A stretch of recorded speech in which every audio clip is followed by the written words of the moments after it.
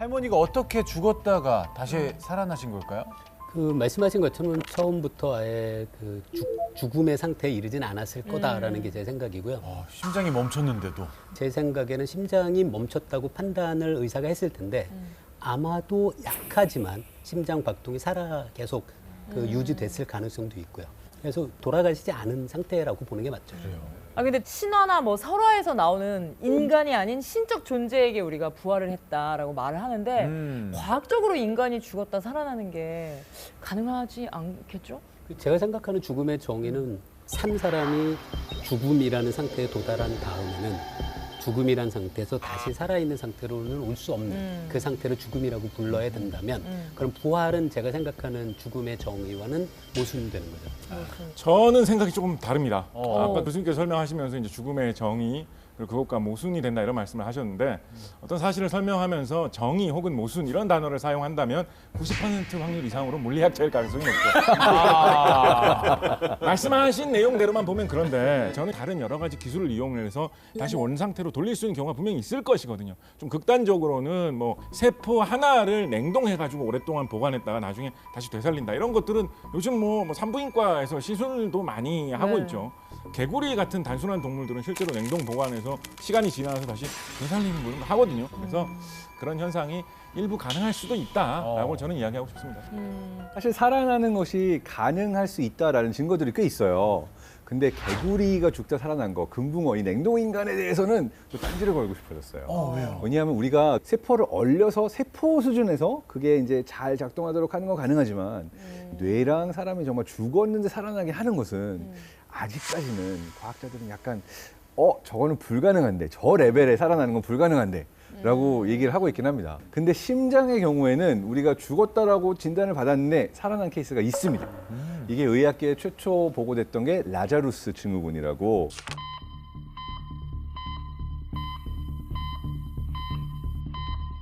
(1982년도에) 처음 보도가 됐고 2017년도까지 38건의 사례가 의학적으로는 있었다 말할 수 있습니다. 근데 계속 드는 질문이 그럼 죽은 것은 뭘까? 죽음은 뭘까? 뇌가 멈춰야 죽은 건가요? 그 맞아요. 기준이 정확히 어떤지. 여기서 좀 조심스럽게 말해야 되는 것 자체가 우리가 살아있다 죽어있다의 정의 자체가 정말 과학적으로 보면 생각보다 어려워요. 법의학적으로 어디까지가 살아있다 죽어있다라고 정의를 내린 거를 우리가 현재 삶과 죽음의 기준으로 보고 있는 거지 이게 정말 살아있다 죽어있다를 저도 이게 신기했던 건데 정말 완벽한 정의는 없는 상태예요. 맞아. 네, 그리고 더 충격적인 거는 장 스페르망이라는 분이 통계를 제시를 했어요. 그러니까 지난 2000년 동안 유럽에서만 400만 명의 사람들이 산채로 땅에 묻혔을 거다. 산채로 땅에 묻혔을 거다. 라고 하는 이야기를 하는 거예요. 오, 근데 400만 명이요? 400만 명이 생매장을 당했다. 아니 이렇게 볼 숫자도 수가 있는 너무 많고. 어떻게 추정했는지는 지금 판단할 수는 없지만 꽤 많다는 거는 그러니까요. 그 대표적인 얘기가 왜 나왔냐면요. 우리 영화 보면 제일 자주 나오는 장면 있죠. 이 기계를 가져서 전기 쇼크를 쫙 줘가지고서는 맞아. 사람이 이렇게 막 이렇게 반응을 보이고 네. 갑자기 심장이 다시 뛰기 시작하잖아요. 네. 이 CPR 기술이 1960년대에 생겨났어요. 그러니까 사실은 현대 기술로는 충분히 살았어요, 사람들이. 그 당시에는 심폐소생 기술, 이 CPR이 없던 상태에서 죽은 것으로 인정이 돼가지고 묻혔을 거다라고 하는 통계입니다. 무섭다. 근데 이렇게 관 속에서 살아난 일들이 너무 흔하다 보니까 당시에는 죽음에 대한 공포보다는 죽었는데 살아나는 것에 대한 그런 공포도 더 컸을 것 같아요. 그렇습니다. 19세기에 이런 풍조가 유럽과 미국에서 좀 많이 유행을 했었죠. 뭐 유명한 작곡가 쇼팽 자신이 산채로 묻히는 것이 너무 큰 공포다 이런 글을 남기기도 했다고 하고요. 정말로 유명한 사례로는 미국을 대표하는 문학가 에드가 앨런 포 같은 경우에 이 주제에 되게 집착했어요.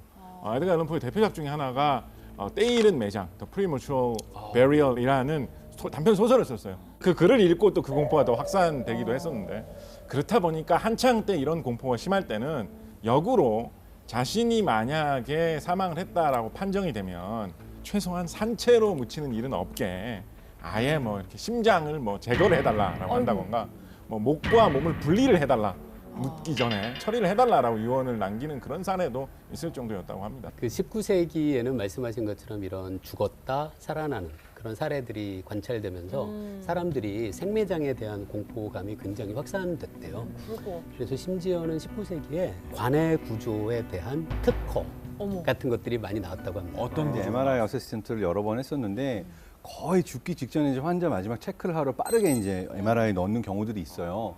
그럼 이분들은 사실은 그 안에서 돌아가시는 분들도 계시고 다시 살아나시는 분들도 있는데 보면은 이제 뇌의 일부가 파괴되어 있는 경우들도 있거든요. 근데 그런 경우에 또 많이 뭔가를 봤다 또는 내가 이렇게 경험했다라고 기억하시는 케이스들이 있기는 합니다.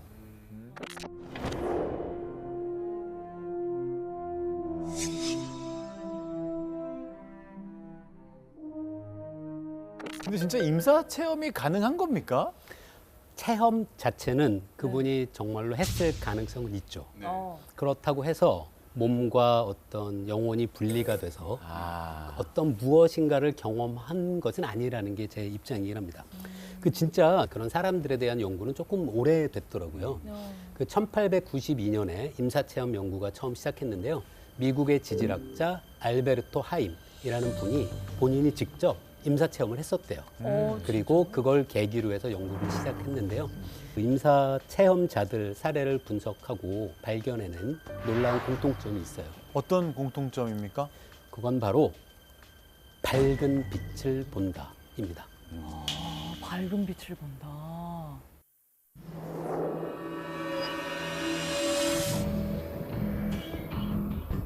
그 미국 신경외과 전문의이자 임사체험 연구가인 제프리 롱 박사가 임사체험자를 대상으로 조사한 설문조사 결과가 있습니다. 그 결과에 따르면 무려 64.6%의 임사체험을 경험하신 분들이 밝은 빛을 보았다고 응답한다고 해요. 그리고 우리가 아는 유명인들 중에도 그런 경험을 한 사례가 있는데요. 영화 원초적 본능으로 유명한 미국 여배우 샤론 스톤. sharon stone. 어우, 샤론 스톤도요? 2001년 극심한 두통에 시달리던 그녀는 병원을 방문하게 되고 그녀가 진단받은 병명은 뇌졸중. 어머나. 수술을 앞두고 MRI 검사를 받던 샤론 스톤은 죽음을 경험했다고 증언한다. 게다가 의식을 잃은 그녀의 눈앞에 놀라운 광경이 펼쳐졌다고 하는데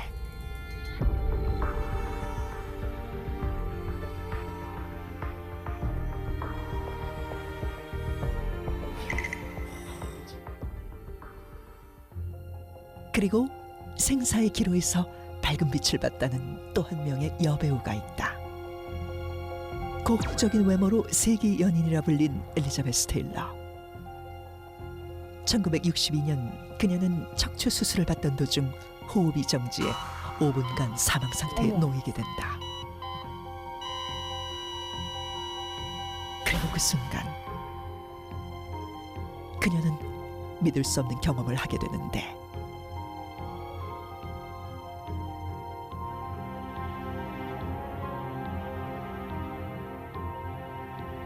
그녀는 밝고 긴 터널을 향해 들어갔고 터널 끝에서 비추는 강렬한 흰 빛을 목격하게 된다. 약간 평소 학습된 이미지가 그때 딱 이런 상상을 불러일으키는 건 아닌가 싶거든요. 어떻게 생각하세요? 무의식 속에 이렇게 남아있는. 자, 임사 체험자들이 말하는 그 밝은 빛, 이걸 좀 과학적으로 설명을 해주셔야 될 것 같은데요. 네. 어떻습니까? 죽음에 이르기 전에 심장 박동이 정지하면 우리 뇌로 전달되는 혈액의 양이 줄어들 수밖에 없어요. 그러면 뇌 안에서 일어나는 여러 가지 정보 처리 과정에 문제가 발생하는데요. 그때 가장 먼저 영향을 받는 것이 바로 시각 정보를 처리하는 부분이에요. 근데 우리가 사실 시각이 머물러서 굉장히 자세하게 정보를 파악하는 영역은 시야의 가운데 부분이에요. 그래서 시야의 중심은 시각이 남아 있고 그 주변부는 이제 어둡게 블랙아웃 되는 것처럼 보이는 효과가 가능하고요. 그 경험을 한 사람은 그걸 터널처럼 보게 되는 거죠. 그러니까 이해할 수 있는 부분은 있습니다. 네. 또 다른 공통 현상들은 어떻게 설명해 주실지 우리 뇌과학자 장동성 박사께서는 어떤 현상 설명해 주실까요? 네, 방금 설명했었던 임사체험 전문가 제프리 롱 박사의 경우에는 네. 임사체험을 경험했던 사람들의 75.4%가 유체 이탈을 경험했다고 기록하고 있거든요.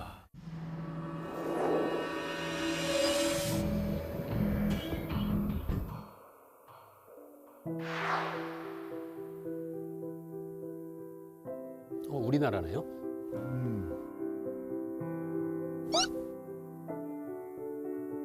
시스는 다 나태주입니다. 네. 아, 와. 누워 있는데 너무너무 등허리가 아픈 거예요. 침대가 그 스프링이 다 송곳이 돼 갖고 마디마디 그냥 빠짐없이 그냥 아픈 거예요. 아유. 어느 순간에 보니까 내가 이렇게 누워 있었는데 내가 엎어져 있더라고요.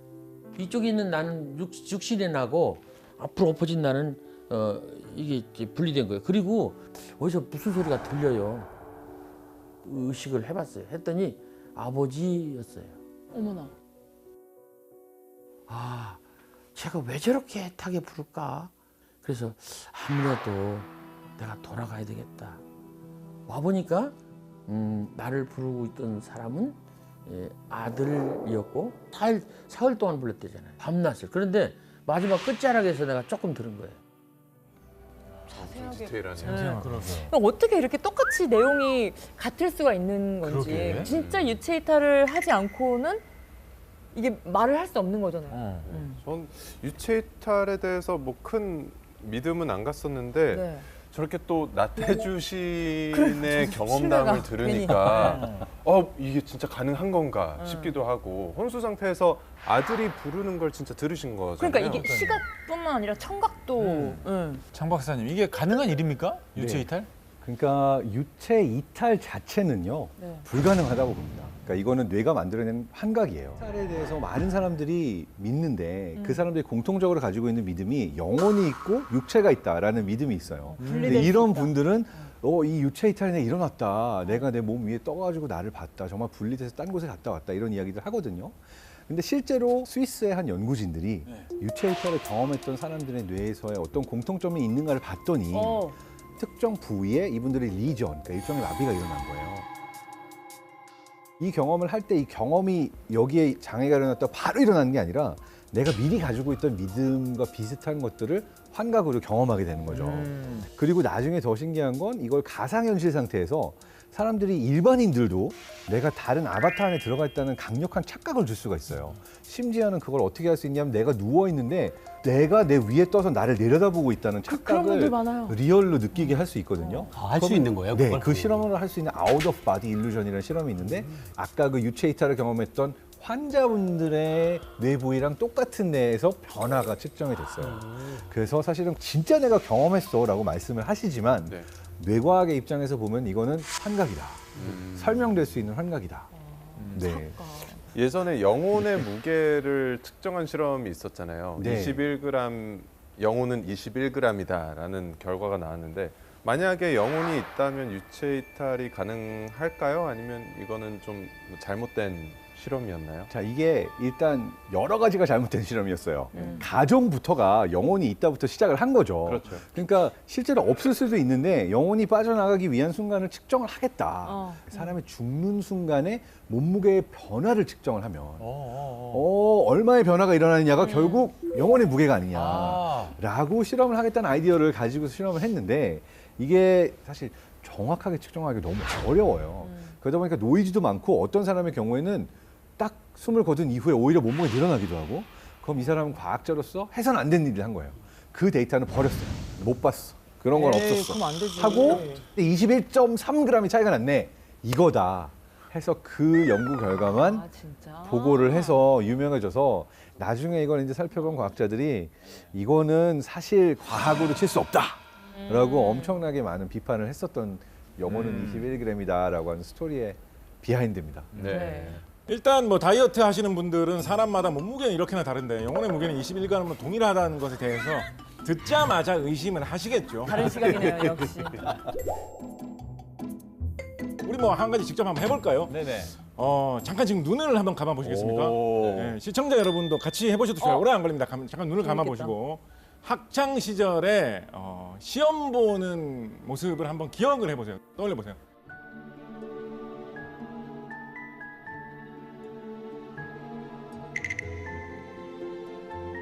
그려진다. 아, 애들 잘 행복하지 지내고 않다. 있네. 본인의 옆모습이나 뒷모습이나 앞모습 같은 것이 떠오르시지 않으셨습니까? 마치 영화 장면 같은 모습으로. 실제로 내가 시험을 치면서 봤던 광경은 내 눈으로 본 1인칭 내 장면이니까 시험지가 보이는 그 장면이 내가 실제로 본 것이죠. 근데 과거를 기억하면 내가 봤던 그 모습이 보이는 게 아니라 마치 그걸 카메라로 찍은 3인칭 모습으로 본 것 같은 모습이 머릿속에 맞아. 떠오르기 마련입니다. 맞아요. 즉 사람이 기억을 할 때는 기본적으로 자신을 3인칭 영화 주인공처럼 떠올려서 되돌리는 그런 경향이 좀 있습니다. 와. 아무래도 그렇다 보니까 유체 이탈처럼 외부에서 자신을 보는 그런 느낌을 좀 받을 수 있는 가능성이 증가할 수 있지 않겠는가 생각을 해봅니다. 너무 신기해. 와, 되게 간단한 실험으로. 재밌네요. 와, 신기하다. 좀 신기하다. 저는 아까 임사체험 경험자들 증언을 들었을 땐 실제 가능하구나 음. 생각했었는데 또 말씀을 듣다 보니까 아닌 것 같기도 하고 네. 정말 유체 이탈은 뇌 혼란일까요? 지금 저도 굉장히 혼란스러운데. 자, 임사체험의 공통점 또 어떤 것들이 있을까요? 저는 임사 체험자들이 공통적으로 자신의 인생에 대한 옛 기억, 회고를 경험했다라는 점 한번 언급해 보고 싶습니다.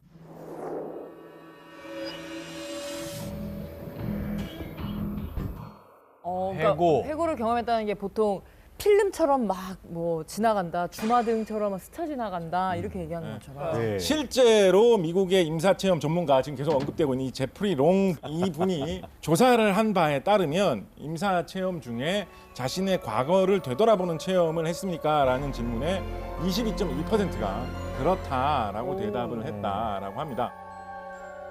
이게 어떻게 다들 이렇게 순식간에 인생을 파노라마처럼 네. 보게 되는 걸까요? 그러니까요. 근데 이렇게 또렷하게 보는 게 가능한가요? 이게 약간 뭐 자각몽 같은 건 아닐까요? 이게?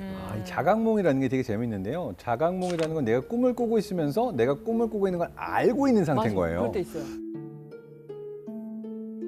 근데 저는 예전에 꿈 꾸다가 만약에 뭐 가령 마음에 드는 사람하고 뭐 데이트하는 꿈을 꿨다. 근데 꾸다가 너무 깼어. 괜찮지. 근데 깼는데 진짜 내가 이걸 어떻게든 이어야겠다 해가지고 진짜 근데 다음날 또 이어지죠. 이어졌어요. 우와. 그 자리에서 저는 그래서 내가 남들이 가지지 못한 이런 뭐가 좀 특출한 이런 게 있나. 네. 그럼 저 같은 사람은 자각몽 훈련이 잘 된 사람. 자각몽이 되기 때문에 당장 피험자로 모셔서 이제 센터에 가서 한번 실험에 참가를 해보시면 잡아가나요? 좋을 것 같습니다. 신기하다. 저는 사실 화학인의 한 사람으로서 명쾌하면서도 강력한 답변 하나를 궁리하고 있었습니다. 뭐죠? 모든 문제는 사실 항상 화학적인 해답이 있습니다. 2019년에 벨기에의 한 연구진이 지금까지 보고된 15,000건의 임사체험 사례과 가장 비슷한 효과를 줄 수 있는 약물들을 살펴보다 보니까 그중에 의료용 마취제라든가 이런 용도로 종종 쓰이는 DMT라는 물질을 이 물질이 투여되었다면 이 물질에 의한 환각 현상으로 저승을 경험하는 것과 비슷한 체험을 사람에게 줄 수도 있겠구나라는 추정을 하게 되었다라고 합니다. 2018년에 영국의 임페리얼 대학 연구진은 13명의 실험자들에게 의료용 마취제를 잘 골라가지고 그게 뭔지 말 안 해주면서 살짝 주사를 했는데 그 13명 모두 전원 나 지금 천국에 지금 잠깐 갔다 온 것 같다 라고 이야기를 했다라고 합니다. 그러니까 아마도 이런 식의 어떤 뭐 여러 가지 약물들의 투입으로 인한 부작용이 아니었을까 생각해 볼 수 있다라고 말씀드릴 수 있겠습니다. 그러면 그 환각 물질의 마취제 때문에 임사체험과 비슷한 경험을 만들어낸다는 건가요? 네, 사실 이게 저도 충분히 일리가 있는 추정이라고 생각을 합니다. 왜냐하면은 우리가 굉장히 아플 때도요, 갑자기 아픔이 다 사라지는 경험을 하잖아요. 이게 뇌 안에 모르핀, 그래서 엔도르핀이 이제 분비가 되면서 우리가 아픔을 순간적으로 잊게 되는 건데 네. 뭔가 죽기 직전의 상황은 약간 비상 상황이고 그러다 보니까 뭐라도 내가 갖고 있는 경험들 안에서 다 꺼내버리려고 하는 노력이 일종의 이제 인생 회고처럼 오지 않았을까. 이거는 정확한 연구 소스는 모르겠는데 그냥 저 개인의 뇌과학자로서의 추정입니다. 자, 두 번째. 그곳이 궁금하다 4, 5세계 19, 17위를 공개합니다. 1997년 영국 노퍽주에 위치한 마을 스콜. 이 마을에 있는 한 저택의 지하실에 심령학자인 앨런 부부와 로빈 부부 그리고 여러 사람들이 모였는데요. 그런데 갑자기 지하실에 있던 라디오에서 들려온 한 목소리 들어보시죠. Manu, are you there?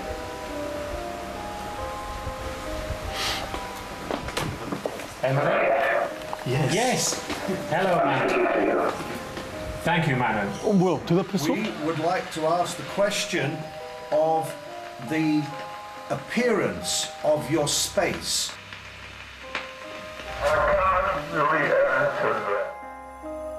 뭐 누구야? 이게 대답을 해. 뭐야? 마누라고 그랬죠, 마누. 만우가 누구예요? 되게 옛날 이름이잖아. 만우가 사는 세계라니. 자, 이 영상은요. 1993년부터 5년 동안 실제로 진행된 죽은 자와 교신하는 일명 스콜 실험입니다.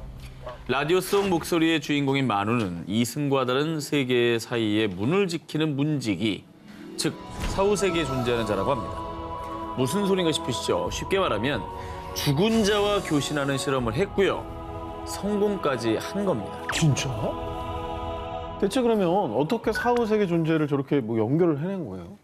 자, 스콜 연구팀에 의하면 수신기인 게르마늄 전자장치와 필름 카메라 그리고 라디오를 통해 영혼들과 교신을 해서요. 사후세계 존재인 마누를 소환했다고 합니다. 그리고 마누는 자신의 존재를 증명하기 위해 허공에다 갑자기 장신구나 메달을 만들어냈다고 하는데요. 정말? 자, 그리고 사후세계 문지기 마누뿐 아니라 또 다른 영혼들과의 교신에도 성공했다고 합니다. 이때는 영혼들의 요구대로 깜깜한 어둠 속에서 카메라로 촬영을 했는데 놀랍게도 사진에 영혼들의 모습이 찍혔다고 합니다. 진짜 사람이네? 저거 진짜 사람이잖아. 사람입니다. 근데 어떻게 저렇게 찍힌 거지? 그 영혼을 찍힌 거라고요? 그렇죠. 어떻게 저렇게 찍혔지?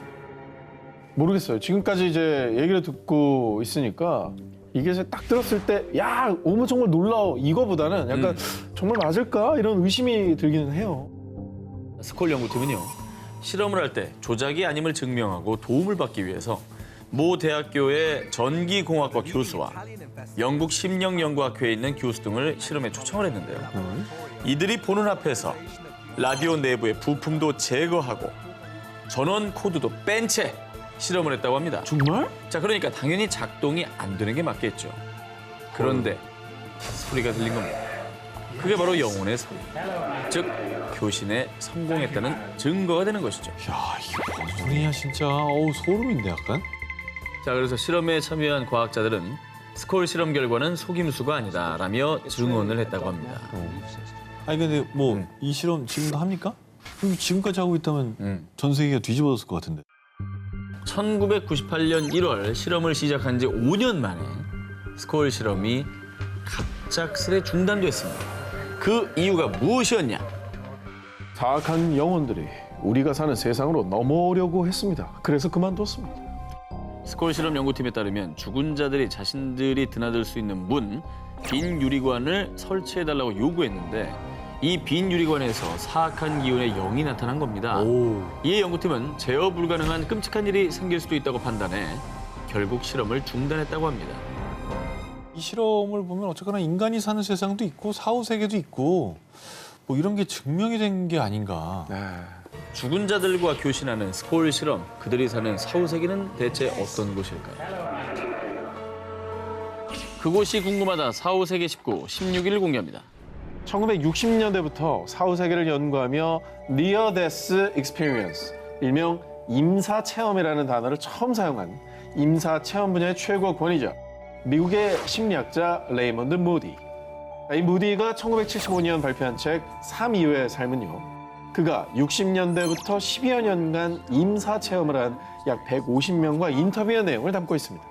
레이먼드 무디는요, 임사체험을 한 약 150명에게서 아주 놀라운 점을 발견했는데요. 사후세계, 그 문턱에 다녀온 사람들의 증언이 정말 놀랍게도 닮아 있다라는 겁니다. 아, 따로따로 했는데? 그렇습니다. 우와.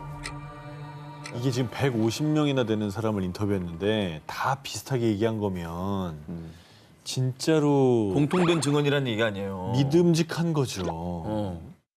자, 죽음을 경험한 사람들의 첫 번째 공통 증언. 뭐래요? 바로 유체 이탈.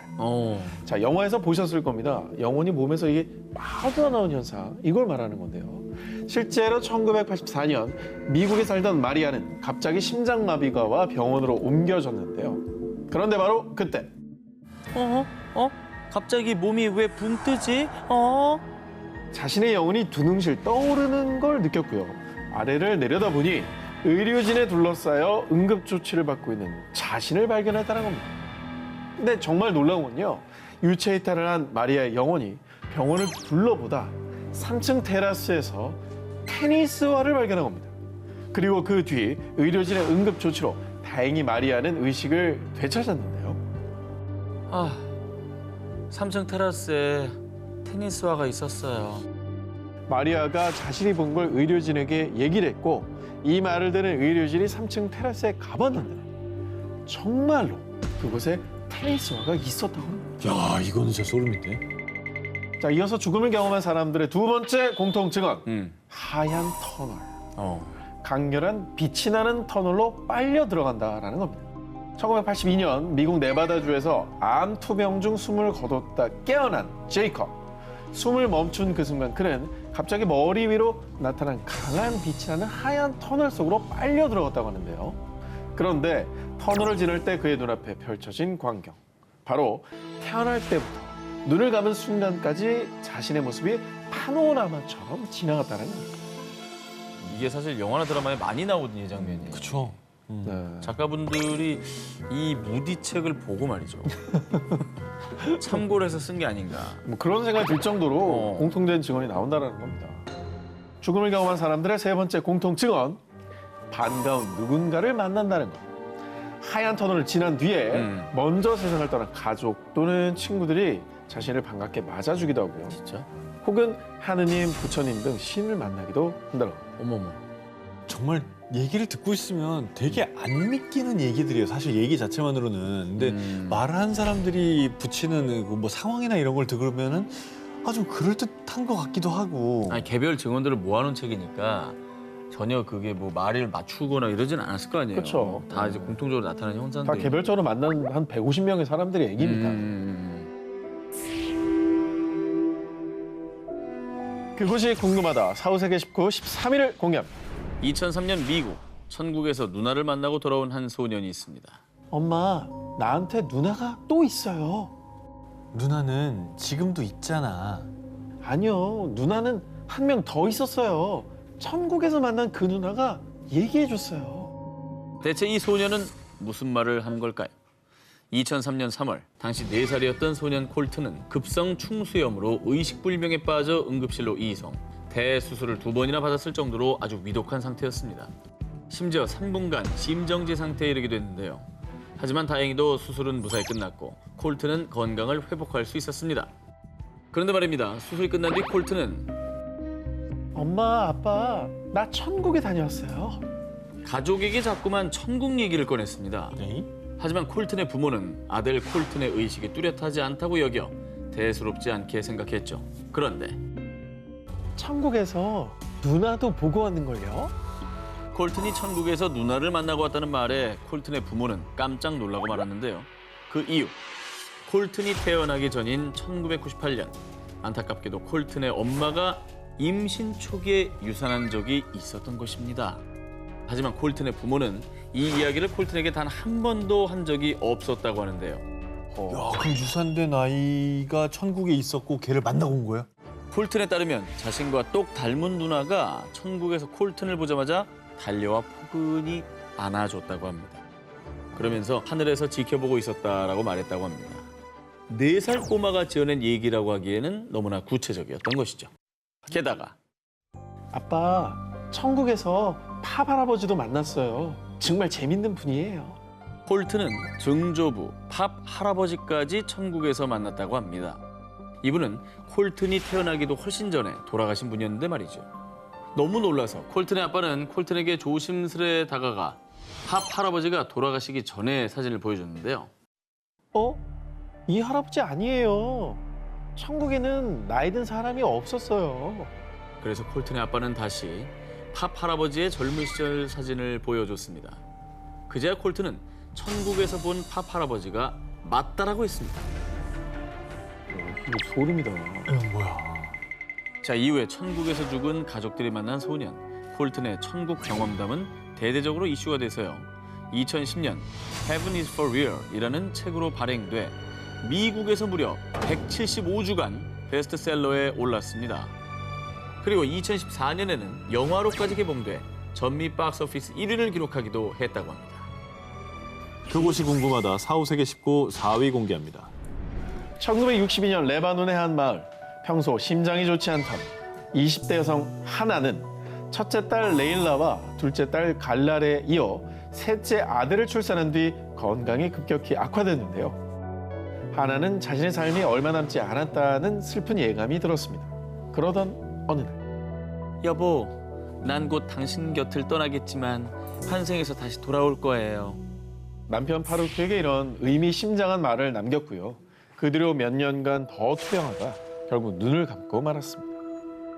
아, 근데 자기가 죽을 걸 어떻게 알고 그렇게 얘기를 했을까요? 예. 저런 건 진짜 말하는 사람도 듣는 사람도 가슴 아프죠. 그렇죠. 그런데 말입니다. 하난이 사망한 지 열흘 뒤 레바논의 또 다른 마을에서는 어여쁜 딸 수잔이 태어났는데요. 그런데 수잔이 2살이 될 무렵 나는 하난, 내 딸 레일라.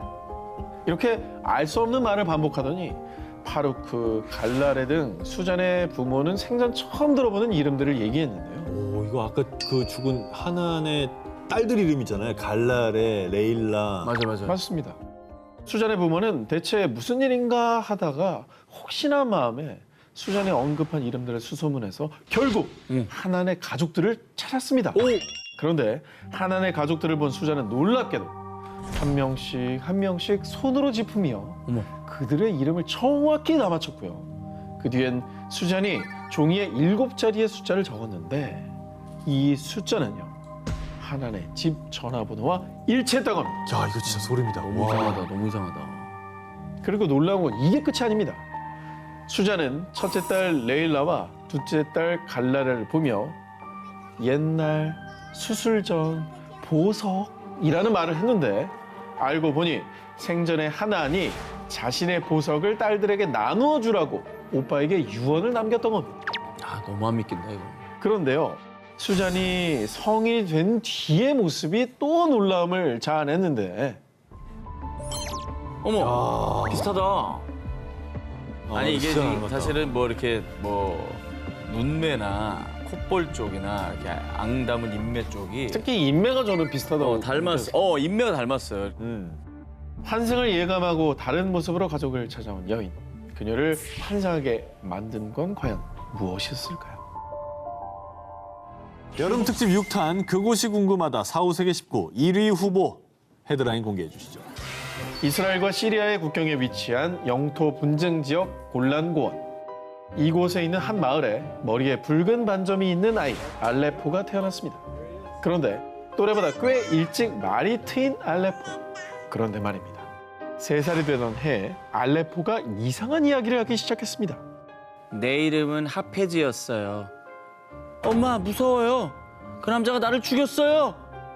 그 나이 애들이 저렇게 일반적이지 않은 얘기를 막 하기에는 그 내용 자체가 이상하잖아. 네, 좀 죽이다라는 특이하죠. 표현 자체가 좀 드라마 보고 따라하는 걸 수도 있잖아요. 자, 그럼 뭐 그런 생각이 들 수도 있는데요. 네. 처음엔 알레포의 부모 역시 아이가 그저 뭐 어디 이야기를 뭐 지어낸 얘기라고 생각을 했는데요. 그러나 날이 갈수록 알레포의 얘기는 더 구체적이고 내용도 끔찍했습니다. 그래서 결국 부모는 알레포가 계속 얘기를 했던 마을을 함께 찾아갔는데요. 마을에서 한 노인을 만나게 된 부모, 그리고 그 노인에게 아이 얘기를 했죠. 그런데 그때 하페즈? 하페즈는 4년 전에 실종된 우리 마을 청년인데? 진짜?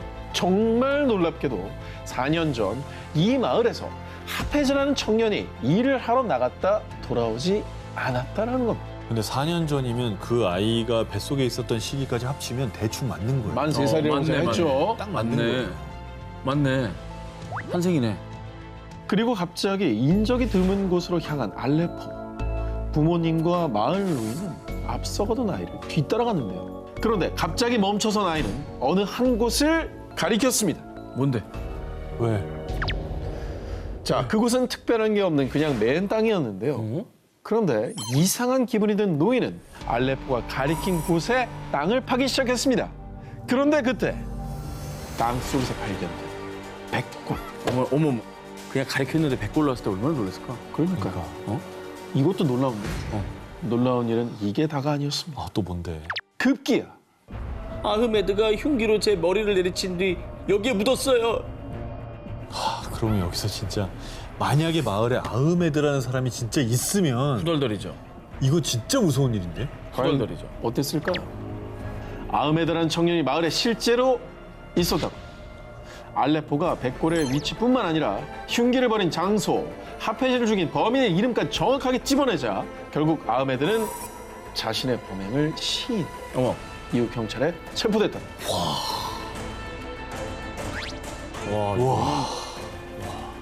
경찰도 밝혀내기 힘든 이거를 본인의 기억으로. 그리고 또 하나, 처음에 제가 말씀을 드렸었죠. 뭐죠? 알레포가 태어날 때부터 있었던 붉은 반점. 왜 반점이나? 피? 이 붉은 반점의 위치와 백골의 머리에 난 흉기의 상처가 정확하게 일치했다.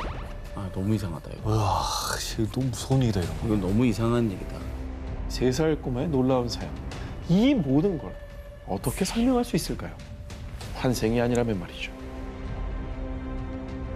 여름 특집 6탄 그곳이 궁금하다 사후 세계 19. 저 정기자의 1위 후보를 공개합니다. 2002년 홍콩. 평범한 주부였던 아니타는 갑작스레 림프종 진단을 받은 뒤 힘겨운 투병 생활을 이어갔습니다. 하지만 병은 나아질 기미를 보이지 않았죠. 그렇게 4년의 시간이 지났을 무렵. 시간이 얼마 남지 않은 것 같습니다. 길어야 3개월. 마음의 준비를 하세요. 2006년 2월의 어느 아침 나날이 쇠약해져 가던 아니타는 급기야 혼수 상태에 빠졌고요. 점점 죽음이 아니타를 덮쳐오고 있었는데요. 그런데 혼수 상태에 빠져 사경을 헤매던 아니타는 갑자기 몸이 가벼워지면서 모든 아픔과 고통이 사라지더니요. 아니, 이게 어떻게 된 거지? 나는 저기 있는데? 급기야 몸과 영혼이 분리되는 유체 이탈을 경험한 겁니다. 그러더니 놀랍게도 아니타의 눈에 의료진들이 응급처치를 위해 분주히 움직이는 모습이 선명하게 보였습니다. 그런데 그때 아니타의 눈에 들어온 한 남자. 그는 바로 10년 전에 돌아가신 아니타의 아버지였습니다. 아버지, 여기 계셨던 거군요. 사랑하는 나의 딸 아니타. 나는 늘 이곳에서 가족들을 지켜보고 있었단다. 오랜 투병 생활에 지칠 대로 지쳤던 아니타는 아버지를 만나자 형용할 수 없는 안도감이 밀려오며 따뜻함과 평안함을 느꼈는데요. 그런데 그때 어디선가 의사가 사망 선고를 내리는 음성이 들려왔습니다. 사망하셨습니다. 아니타, 너는 아직 이곳에 올 때가 아니야. 하지만 여기 남을지 네 몸으로 다시 돌아갈지는 네가 선택할 몫이란다. 아버지의 말을 들은 아니타는 왠지 다시 깨어나면 더 이상 암으로 인해 고통받지 않을 거라는 묘한 확신이 들었다고 합니다. 그런데 그 생각이 끝나자마자 곧바로 눈이 떠진 아니타. 진짜? 아니, 사망 선고 들었다 했잖아. 그렇죠. 자, 그런데 정말 놀라운 것은 지금부터입니다. 뭐예요? 아까 아니타가 암이 사라질 것 같은 확신이 들었다고 했죠. 실제로요. 그 기적 같은 일이 일어났습니다. 아니타의 온몸을 뒤덮고 있던 종양들이 단 4일 만에 무려 70%나 사라진 겁니다. 게다가 5주 정도가 지나자 아니타의 몸에서 아예 암세포가 흔적도 없이 사라졌다고 합니다. 아니, 암 때문에 거의 혼수 상태까지 가고 사망 선고 받으신 분이잖아요. 그렇죠. 이거 뭐 말기를 지나서 아예 그냥 끝난 겁니다, 이게 사실은. 어떻게 가능한 일일까? 야, 이건 의학적으로 볼 때는 정말 말도 안 되는 얘긴데. 야, 진짜 이게 아버지가 뭔가 마지막으로 딸에게 선물 주신 건가? 이거 진짜 기적이네.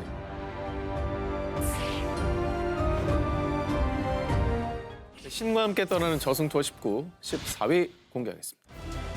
할리우드의 원조 섹시 스타이자 60세의 나이에도 여전히 탄탄한 몸매와 건강미를 자랑하는 샤론 스톤. It's nice. 자, 그런데 지금도 여전히 건강미를 자랑하며 왕성하게 활동 중인 그녀가 과거의 사후세기를 경험했다는 사실 알고 계십니까? 2001년 10월 샤론 스톤은 자신의 머리를 강타는 듯한 통증을 느낍니다. 그 순간 나는 머리에 총을 맞은 것 같았어요. 라고 당시 상황을 표현했는데요. 결국 응급실로 실려간 샤론 스톤은 곧바로 MRI 검사를 받게 됩니다. 하지만 MRI 검사 도중에 기계 속에서 의식을 잃고만 그녀. 그녀는 MRI 검사가 끝남과 동시에 응급 수술을 받게 됩니다. 자, 그런데 샤론 스톤이 의식을 잃었던 시간 동안 그녀의 표현에 의하면 사후 세계를 목격했다는 것이었습니다. 그 경험은 새하얀 빛의 폭발로 시작됐다고 합니다. 하얀 빛의 소용돌이가 샤론 스톤을 덮치면서 그곳에서 자신의 죽은 친구들을 만났다고 합니다. 하지만 현실에서는 뇌동맥류가 파열되면서 뇌막 안쪽으로 피가 고인 상태였는데 그로 인해서 응급수술을 받았지만 소생 가능성이 거의 없다고 할 정도로 상황은 심각했습니다. 그런데 친구들은 그녀에게 샤론, 우린 이제 헤어져야 될 시간이야 라면서 그녀를 천국 밖으로 떠나보냈다고. 자, 그런데 놀랍게도 그 타이밍에 맞춰서 그녀는 기적적으로 의식이 깨어났다고 하는데요. 진짜?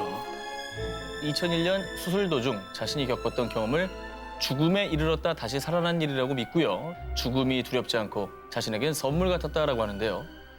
과연 그녀가 본 것은 천국이었을까요? 신과 함께 떠나는 저승 투어 19, 12위 공개합니다. 환영합니다, 고객님. 진솔과 정성으로 모시는 응당 크루즈 투어입니다. 도대체 여기 어디예요? 아이, 고객님. 이곳이 어디냐고. 여긴 죽은 자들만 올 수 있는 저승의 강이지.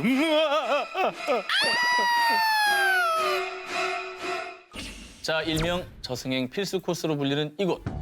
바로 산자와 죽은 자의 세계를 가르는 저승의 강입니다. 영화 신과 함께에서는 사람 얼굴에 인면허가 들끓었던 곳이기도 하지요. 자, 그런데 우리가 잘 알고 있는 그리스 로마 신화에서는요, 이 저승에 5개의 강이 흐른다고 표현돼 있습니다. 자, 먼저 죽음을 맞은 자들은 저승의 뱃사공 카론의 배를 타고 비통의 강 아케론을 건너야 합니다.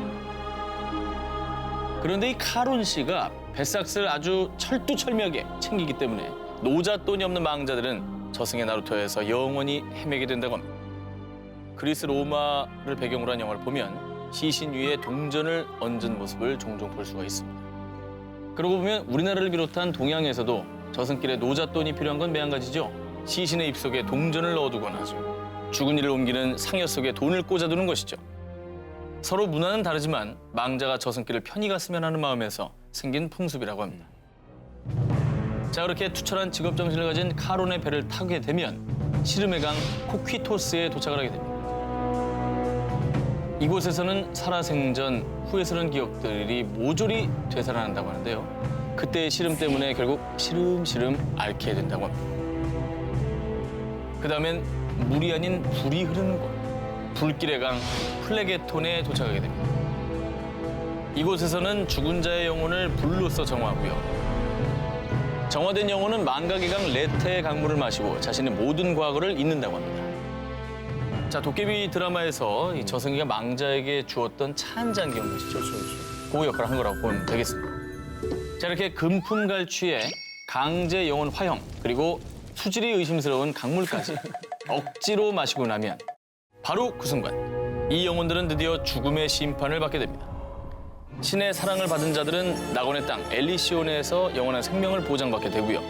신의 노여움을 산 자들은 저승의 가장 밑바닥 무한지옥 타르타로스에 떨어져 영원히 고통을 받는다고 합니다. 동양, 서양 모두 천국과 지옥이 존재한다는 점에서 사후 세계의 공통점을 갖고 있다고 볼 수 있겠죠. 대망의 라스트 리버, 증오의 강 스틱스. 저승을 무려 7바퀴 반이나 휘감고 있다는 이 증오의 강은요, 저승의 강 라인업 가운데 명실상부 저승구 핫플레이스입니다. 그 이유는 그리스 로마 신화 속에서 가장 신성시되는 맹세의 대상이기 때문이죠. 스틱스 강을 걸고 한 맹세는 그 누구라도 반드시 기필코 지켜야만 했습니다. 물론 신들의 왕인 제우스에게도 이 스틱스 강의 맹세는 얄짤없습니다. 올림포스의 왕이었지만 바람둥이로 유명한 제우스는 어느 날 아름다운 인간 여인 세밀라와 사랑에 빠지게 됩니다. 그런데 제우스의 애정 행각에는 늘 한 가지 법칙이 있었어요. 꼭 그의 아내 헤라 여신에게 들킨다는 거였죠. 이건 뭐 인간이나 신이나 마찬가지입니다. 아내의 촉은 무시무시합니다. 도시대왕한테 제우스 데려가야 됩니다. 괜찮습니까? 예, 저는 떳떳합니다. 정말 기계적인 리액션이군요. 질투심에 불탄 헤라는 세밀라의 유머로 변신해 그녀에게 접근했는데요. 그 남자 제우스가 확실히요? 제우스 신이 아니면 네 엄마한테 머리카락 뽑히려고 그러냐? 하고 제우스의 정체를 의심하게 만듭니다. 결국 인간으로 변신한 제우스에게 그녀는 한 가지 부탁을 하는데요. 제우스, 당신이 날 사랑한다면 그 어떤 소원도 들어줄 수 있나요? 당신이 원한다면 그 어떤 것도 들어주지. 스틱스 강에 맹세하겠소. 제우스, 당신의 본 모습을 보여주세요. 스틱스 강의 맹세를 깰 수 없었던 그는 그녀 앞에 자신의 본 모습을 드러내고 마는데요. 아시다시피 제우스는 천둥과 번개의 신. 그의 본 모습을 본 세밀라는 그 자리에서 새카만 재가 돼버리고 맙니다. 이처럼 제우스마저 깰 수 없었던 스틱스 강의 맹세. 여러분은 누구와 어떤 맹세를 하고 싶으십니까? 신과 함께 떠나는 저승 투어 19 8위 공개입니다. 자, 2003년 6월 미국 로스앤젤레스의 한 병원 수술 도중 사망 선고를 받은 한 남자. 그런데 사망한 지 무려 30분이나 지난 뒤에도 다시 살아났다면 믿겨지십니까? 기적적으로 다시 깨어난 이 남자. 자, 미국의 가스펠 가수 토니 데이비스인데요. 자, 2003년 6월 30일 토니 데이비스는 아내를 데리러 가는 길에 묻지마 총격 사건에 휘말리게 됩니다. 한 남성은 그에게 무차별적으로 총을 쏴댔고요. 당황한 그는 괴한을 피해 있는 힘껏 도망쳤지만 그를 향한 총격은 그치지 않았습니다. 알고 보니 토니 데이비스가 폭력 조직의 가입 절차였던 무차별 총기 난사의 타겟으로 희생을 당한 겁니다. 어머. 자, 결국 그에게 날아든 수십 발의 총알 중 5발이 토니의 몸과 다리를 관통했고요. 곧바로 병원으로 옮겨진 그는 안타깝게도 숨을 거두고 말았습니다.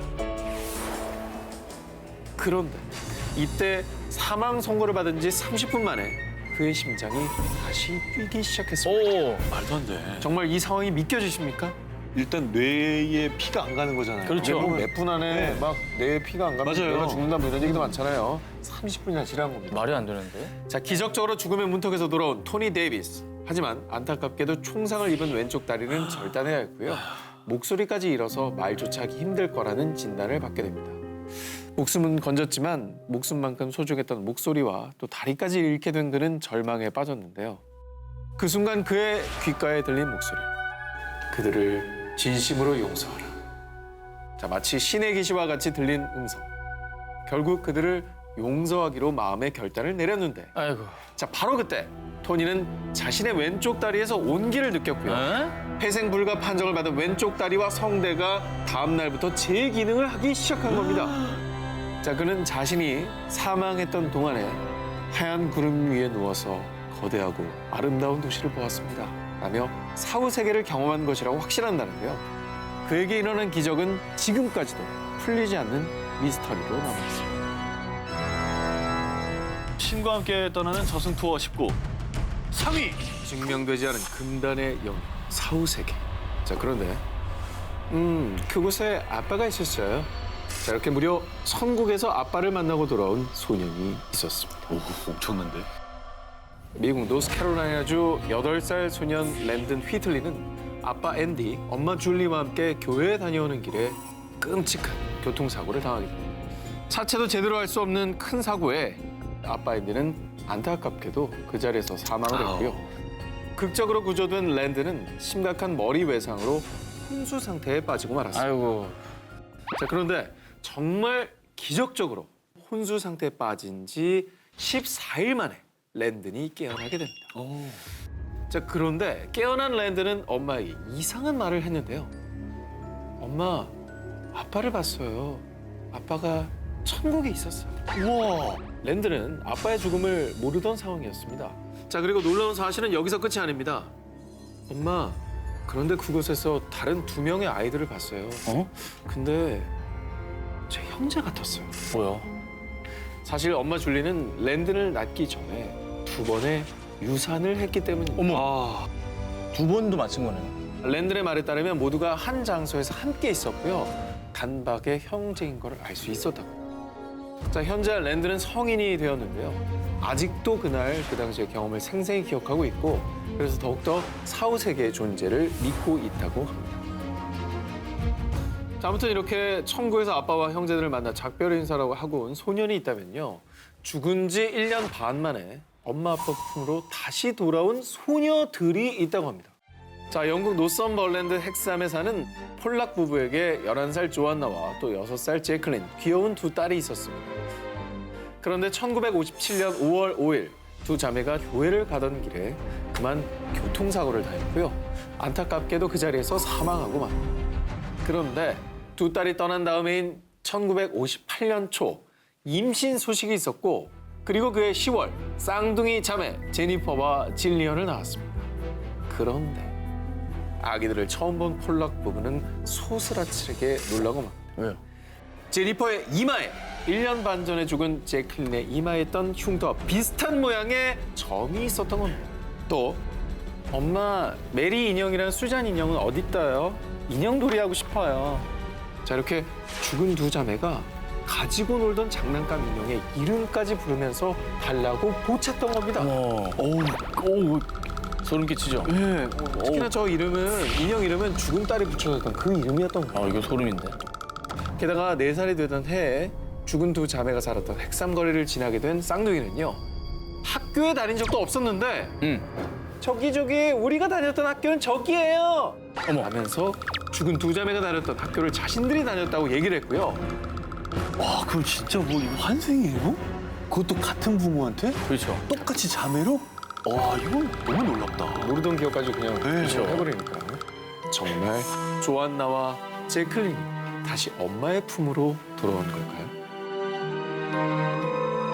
자, 지금까지 누구나 알지만 아무도 본 적이 없는 세계. 하지만 그래서 더 궁금한 죽음과 사후 세계에 대한 특종을 발표했습니다. 자, 그러면 프리한 19 대표 기자, 대기자 저 전현무 기자의 단독 1위 특종을 공개하겠습니다. 1916년 중국 산시성 페이커우 마을에 한 소녀가 태어났습니다. 이름은 원키. 엄마, 전 전생에 시안성에 살던 상인이었어요. 그리고 두 번째 생은 허난성에서 여자애로 환생했어요. 처음에는 그녀의 황당한 얘기를 그저 웃어넘겼다는 가족들. 시간이 지나 평범하게 결혼도 하고 자식도 낳고 가정을 꾸렸던 원키. 하지만 그녀의 전생 이야기는 멈추지 않았습니다. 그래서 결국 가족들은 어쩔 수 없이 그녀의 말이 진짜인지 확인하기 위해서 그녀가 살았다는 산시성과 허난성을 방문합니다. 그런데 태어나서 한 번도 마을을 떠나본 적이 없는 그녀가 시안성과 허난성 두 지역을 방문했을 때 그 지역의 사투리를 유창하게 구사하기 시작합니다. 근데 진짜 놀라운 게 아까 얘기했던 그 여러 지역의 사투리를 한다 그랬잖아요. 네네. 그게 거의 다른 언어 수준이에요. 저희 중국은 이제 지역마다 사투리가 너무 심해서 그 TV에 다 자막이 달릴 정도로 그럼요. 이해를 못 못하니까. 알아들어요. 그렇죠? 근데 한 번도 안 가봤던 데 가서 그 지역의 사투리를 썼다는 거. 진짜 놀라운 일이에요. 대단하죠? 또 자신의 두 번째 생이라고 주장한 허난성의 한 부유한 집에서 예원고라는 이름을 가진 딸로 태어난 기억까지 떠올리는데요. 남장을 하고 판우빙이라는 이름으로 장원급제까지 했다는 얘기까지. 가족들은 그녀의 너무나도 생생한 증언에 놀라움을 금치 못했는데요. 그런데 더 놀라운 건 이승의 기억뿐 아니라 염라대왕 앞에서 심판을 받은 일까지 술술 얘기를 하기 시작을 한 겁니다. 죄목은 남장을 하고 대리시험을 치른 죄. 이 일로 염라대왕의 헛된 질책을 받은 그녀는 다시 태어나면 페이커우 마을에 관세음 사원 짓는 일로 죄를 덜어야 한다고 했다고 합니다. 자, 여기서 또다시 놀라운 일. 경악을 금치 못할 일은 할머니는 결혼 후 88세가 되도록 사원 짓는 일에 참여하고 있었다는 사실입니다. 정말 믿기지 않는 이 소리는 홍콩의 유력 일간지 백이원 15에 실리면서 큰 화제가 됐고요. 무려 200년 전의 전생을 기억하고 심지어 사후 세계에 있었던 기억까지. 과연 할머니의 말은 진실일까요?